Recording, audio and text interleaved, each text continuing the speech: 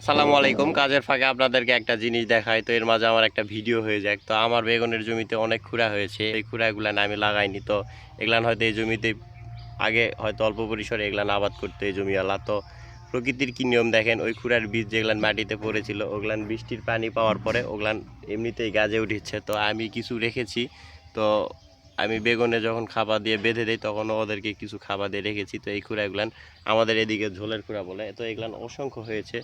তো এই বৃষ্টির পানি পাওয়ার পর এগুলান একবারে ঝাত করে বড় হয়েছে। তো এগুলান দুইটা তিনটা একটা করে মুঠা করলে এগুলান 10 টাকা করে বিক্রি হয়। যদি এগুলান বিক্রির জন্য না, এগুলান ঝোলের খোড়া, এগুলান হয়তো খাওয়া হবে বা আশেপাশে দু একজনকে দেওয়ার জন্য এগুলান রাখা হয়েছে।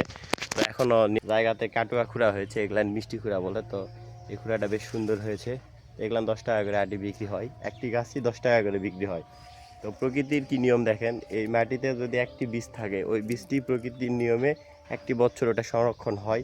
ওটা যখন বৃষ্টির পানি পায় বা ওটার যখন সময় হয় ওটা কিন্তু অটোমেটিকলি বিচি থেকে ফুটে গাছ হয়ে যায়। দেখেন এসে যখন আমি ওই যে বেগুন বেঁধে দেই, তো এটা মূলত সাথী ফসল হিসাবেই থাকবে এটার সাথে। তো এটা আর বড় করব না, এটা 2-1-এর মধ্যেই একটু একটু করে তুলে খাওয়া হবে এবং অন্যকে দেওয়া হবে। তো এই ছিল আজকের